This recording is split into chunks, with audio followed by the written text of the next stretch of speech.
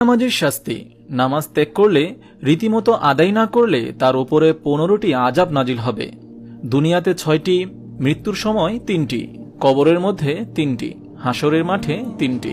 দুনিয়াতে 6টি আযাব হল: নম্বর 1, বেনামাজির হায়াত কমে যাবে। নম্বর 2, বেনামাজির জীবনে বরকত হবে না। নম্বর 3, বেনামাজির চেহারার সৌন্দর্য থাকবে না। নম্বর 4, বেনামাজির কোনো দোয়া কবুল হবে না। নম্বর 5, বেনামাজির সব নেকি বরবাদ হবে। নম্বর 6, বেনামাজির নিকট হতে সব রহমতের ফেরেশতা ভেগে যাবে এবং এক সময় ইসলাম হতে খারিজ হয়ে যাবে।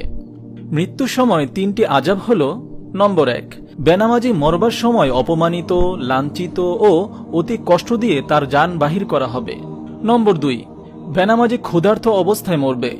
নম্বর 3, বেনামাজির মৃত্যুর সময় এত পিপাসা হবে যে মনে চাবে 7 দরিয়ার পানিও যদি মুখে ঢেলে দেয় তবুও বুঝি পিপাসা মিটবে না।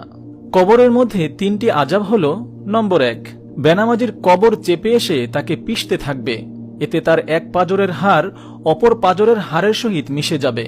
নম্বর 2, বেনামাজির কবরে দাউ দাউ করে আগুন জ্বলবে।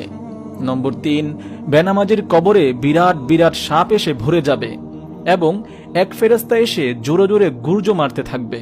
হাসরের মাঠে 3টি আযাব হল: নম্বর 1, বেনামাজিকে আল্লাহ পাক গজবের সহিত ডাকবেন এবং বিরাট এক সাপ এসে তাকে খুঁজতে থাকবে। নম্বর 2, 30,000 বৎসরের পুলসিরাতের রাস্তা, যা হীরার চেয়ে ধারালো, চুলের চেয়ে চিকুন, আমাবস্যার রাতের চেয়ে অন্ধকার। বেনামাজি যখন সেই পুলের উপরে পা রাখবে সঙ্গে সঙ্গে পা কেটে টুকরো টুকরো হয়ে যাবে। নম্বর 2, বেনামাজির জন্য ওয়াইল নামক দুজক ঠিক করে রেখেছেন। ফেরেশতা কিয়ামতের দিন দুজকে ফেলে আযাব দিবেন। দুনিয়ার বেনামাজি বাদশাকে বলা হবে, কেন নামাজ পড়নি? সে বলবে, ব্যস্ততার জন্য সময় পাইনি। বলা হবে, সুলাইমান আলাইহিস সালাতু ওয়াস সালাম সারা বিশ্বের রাজত্ব পেয়েও কোনোদিন নামাজ ছাড়েননি। তুমি মিথ্যা ওজর করছো। হে ফেরেশতারা, ওকে জাহান্নামে নিয়ে যাও। রোগী বলবে, রোগের জ্বালায় নামাজ পড়তে পারিনি। বলা হবে, আইয়ুব আলাইহিস সালাতু ওয়াস সালামকে 18 বৎসর পোকায় খেয়েছে, তবুও সে নামাজ ছাড়েনি। তুমি মিথ্যা ওজর করছো। হে ফেরেশতারা, ওকে জাহান্নামে নিয়ে যাও। আরেকজনে বলবে, সন্তান অনেক ছিল, তাদের সেবায় ব্যস্ত ছিলাম। বলা হবে, ইয়াকুব আলাইহিস সালাতু ওয়াস সালামের ছেলে মেয়ে তোমার চেয়েও বেশি ছিল।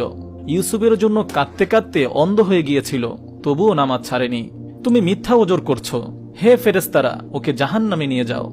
বেনামাজি স্ত্রী লোককে হাজির করা হবে। সে বলবে, স্বামীর কাজের চাপে তাহার ভয়ে নামাজ পড়তে পারিনি। বলা হবে, ফেরাউনের স্ত্রী আসিয়ার স্বামী বড় জালিম না তোমার স্বামী বড় জালিম? জালিমের বিবি হয়েও আসিয়া নামাজ ছাড়েনি। তুমি মিথ্যা ওজর করছো। হে ফেরেশতারা, ওকে জাহান্নামে নিক্ষেপ করো।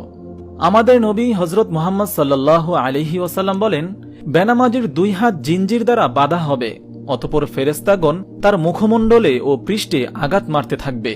তখন বেহেশত তাকে ডেকে বলবে, ওহে আল্লাহর শত্রু, আমার সহিত তোমার কোনো সম্পর্ক নেই, আমিও তোমার নই এবং তুমিও আমার নও।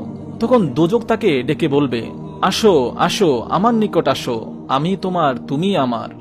হাদিসে আল্লাহর নবী সাল্লাল্লাহু আলাইহি ওয়াসাল্লাম বলেন, জাহান্নামে লমলম নামে একটি জায়গা আছে, দেখতে উটের গর্দানের মতো দেখায় এবং 1 মাসের পথের ন্যায় দীর্ঘ ভয়ঙ্কর ভয়ঙ্কর সাপ দ্বারা ওই জায়গাটা পরিপূর্ণ। সেখানে বেনামাজিদেরকে ফেলে দেওয়া হবে। লক্ষ লক্ষ ভয়ঙ্কর সাপ বেনামাজিদেরকে পেঁচ দিয়ে ধরে মনের আনন্দে দংশন করতে থাকবে। ভাই ও বোনেরা আমার, আল্লাহ পাকের কাছে পানা চান ও পিছনের নামাজ কাজা করুন। অন্য এক হাদিসে হুজুর সাল্লাল্লাহু আলাইহি ওয়াসাল্লাম বলেন, দুজকের মধ্যে জুব্বুল হুজুন নামে বিরাট আকারে একটি ময়দান আছে। উহা শুধু বিচ্ছু দ্বারা পরিপূর্ণ। এক একটি বিচ্ছু খচ্চরের মতো উঁচু ও মোটা। বেনামাজিদেরকে দংশন করার জন্যই উহাদিগকে সৃষ্টি করা হয়েছে। মহান রব্বুল আলামিন আমাদের সকলকে সঠিক ওক্তে নামাজ আদায় করে আল্লাহ পাকের নৈকট্য হাসিল করার তৌফিক দান করুন। আমিন।